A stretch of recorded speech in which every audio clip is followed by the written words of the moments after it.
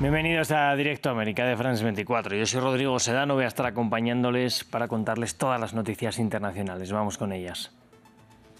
La Policía Federal de Brasil ha detenido de forma preventiva al expresidente Jair Bolsonaro, que se encontraba cumpliendo prisión domiciliaria por su condena por golpismo. La Corte Suprema justifica la orden de encarcelación por riesgo de fuga después de que Bolsonaro intentara romper su tobillera electrónica. Y la Conferencia del Clima de las Naciones Unidas, la COP30, se prolongó también en Brasil después de que ayer viernes, oficialmente su última jornada, no se acordara un texto final. La hoja de ruta para dejar de lado los combustibles fósiles está en medio del debate. Y la cumbre del G20, de la que Estados Unidos decidió ausentarse, abrió este sábado en Sudáfrica.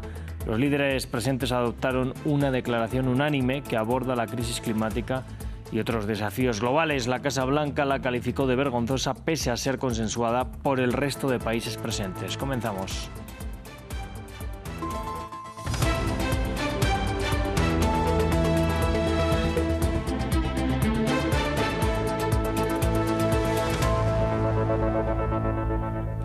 Pues vamos a comenzar este informativo con la mirada puesta en Brasil. En Brasilia, la Policía Federal ha detenido al expresidente Jair Bolsonaro, quien se encontraba cumpliendo prisión preventiva por intento de golpe de Estado. Medios brasileños señalan que el juez Alejandro de Moraes alega que durante la medianoche se intentó forzar la tobillera electrónica que lleva Bolsonaro, por lo que existiría riesgo de fuga. Vamos a conectar con nuestra corresponsal en Brasil, Valeria Sacone. Valeria, muy buenos días. ¿Qué más detalles han trascendido de la detención? Sí, todo comenzaría con la decisión del hijo senador del expresidente Flavio Bolsonaro de convocar lo que aquí en Brasilia se llama una vigilia, o sea, un acto de apoyo al presidente. Entonces ahí surgió la sospecha de que Bolsonaro podría intentar una fuga, incluso porque se detectó que a medianoche y 8 minutos habría intentado romper la tobillera electrónica, y también mirando a 2 precedentes de aliados de Bolsonaro condenados que han huido. El último, Ramagem, que era diputado federal, pero también el ex jefe de los servicios secretos y que ha huido a los Estados Unidos. Entonces, con esos precedentes y también con la inminencia de la ejecución de la pena de 27 años y 3 meses que podría empezar la semana que viene tras el agotamiento de todos los recursos, el juez Moraes ha decidido la prisión de Bolsonaro, pero ha establecido unas medidas de dignidad, por ejemplo, que no fuese esposado, también que no hubiese ninguna imagen del presidente siendo conducido a la sede de la Policía Federal en Brasilia, donde va a estar en una sala especial que ya fue preparada desde agosto con un baño privado, y además mañana pasará por una vista para decidir qué harán con esta prisión preventiva, que se suma a la prisión domiciliaria que estaba teniendo desde este año. Entonces también el juez Moraes ha decidido que el presidente Bolsonaro, por su delicado estado de salud, tenga en todo momento un acompañamiento médico para evaluar su estado. Bueno, por otro lado, Valeria, estás en Belén para cubrir la COP30. ¿Qué se espera hoy de esta cumbre? Porque ayer aún no había consenso para un acuerdo. Pues sí, ayer el día terminó con mucha insatisfacción por parte de varios países de la Unión Europea y de la comunidad científica por la falta de mención a la eliminación futura de combustibles fósiles en el último borrador que se había preparado. Hoy se ha convocado a las 10 de la mañana la plenaria. Hay un escenario muy dividido porque recordamos que la COP no decide la declaración final por mayoría, sino que por consenso, y precisamente ahí reside toda la complejidad de este multilateralismo en el que vemos por un lado los países petroleros encabezados por Arabia Saudí, pero también países como India que se oponen a esta mención a los combustibles fósiles, y por otro lado Brasil impulsando esta hoja de ruta, pero también de repente una posición inédita de la Unión Europea que ha amenazado con bloquear la declaración final si no hay esta mención, e incluso se ha demostrado dispuesta a hablar por primera vez de financiamiento de la adaptación. Entonces va a ser un día tenso, un día probablemente largo, incluso hay quien dice que podría extenderse hasta mañana, y es que no es la primera vez que la COP no termina a tiempo. Bueno, pues muchas gracias, Valeria, por este reporte. Vamos a ir hasta Johannesburgo, en Sudáfrica. Allí se abrió la cumbre del G20 este sábado y el anfitrión anunció que ya se logró una declaración consensuada entre los líderes presentes. Esta destaca la importancia del multilateralismo y aborda la crisis climática y otros desafíos globales. A pesar de boicotear el evento, Estados Unidos calificó el texto de vergonzoso. Desde el gobierno sudafricano aseguran que los países presentes han consensuado el texto y que la declaración no puede ser renegociada.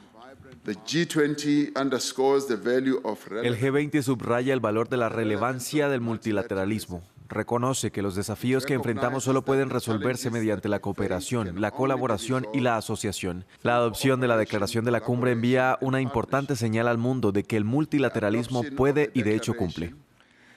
Vamos a hablar ahora del plan de paz de Estados Unidos para Ucrania, que sin embargo no es el plan que esperaba Ucrania. Kiev va a intentar renegociar el texto con Washington después de haber recibido con decepción y preocupación la propuesta de 28 puntos. Esta prevé que Ucrania ceda territorios y renuncie a entrar en la OTAN, dos condiciones inaceptables para Kiev. Por su lado, el presidente ruso Vladimir Putin dijo que la propuesta es una buena base, pero quedan puntos por negociar. Vamos con el informe de William Gasso. Ucrania está enfrentando uno de los momentos más difíciles de su historia, según dijo el propio Volodymyr Zelensky. El plan de paz de 28 puntos propuesto por Estados Unidos plantea que Kiev ceda territorios, reduzca el tamaño de su ejército y no entre en la OTAN, condiciones consideradas anteriormente como inaceptables para el presidente ucraniano, que aseguró que no traicionará a su país. La presión sobre Ucrania es ahora más fuerte que nunca. Ucrania se enfrenta a una decisión muy difícil, o perder su dignidad o perder un socio clave, o escoger los difíciles 28 puntos o exponerse a un invierno difícil y otros riesgos. Además, la propuesta de Washington se acompaña de presiones sobre Kiev. Estados Unidos amenazó con suspender el intercambio de información de inteligencia y el suministro de armas si el gobierno de Zelensky no acepta el acuerdo. Donald Trump dio hasta el jueves para aceptar su plan. Tenemos una forma de conseguir la paz. Creemos que tenemos una forma de conseguir la paz. Él tendrá que aprobarla. Por otro lado, el plan cumple con varios objetivos de Moscú, como la no integración de Ucrania en la OTAN o ganancias territoriales en la región del Donbass, Kherson, Luhansk y Zaporilla, por lo que Vladimir Putin afirma ahora que está dispuesto a negociar la paz.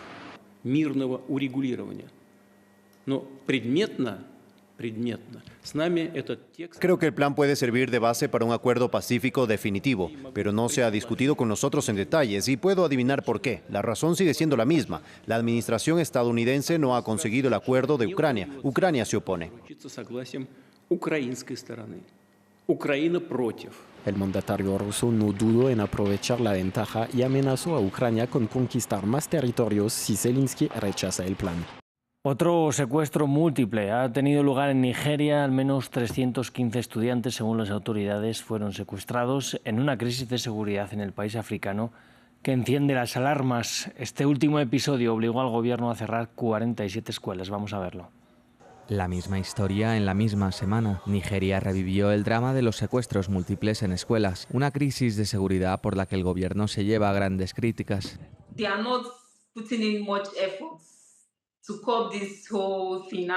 Siento que el gobierno no hace mucho por frenar todo esto. El año pasado mi madre y mi hermano fueron secuestrados. Y adivina qué, llamamos a la policía, pero lo que nos dijeron fue que no podían hacer nada.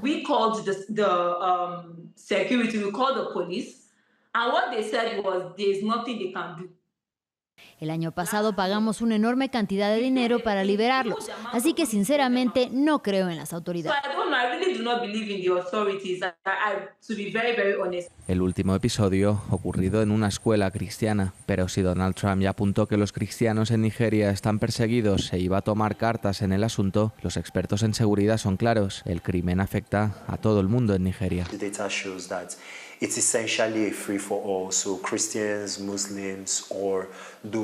Los datos muestran que en esencia la situación es la misma para todos, sean cristianos o musulmanes o de otras creencias. El hecho es que la confluencia de factores económicos, políticos, sociales y medioambientales de este país, cuya abrumadora mayoría es religiosa y étnicamente diversa, hace que existan condiciones previas para que se produzca la violencia.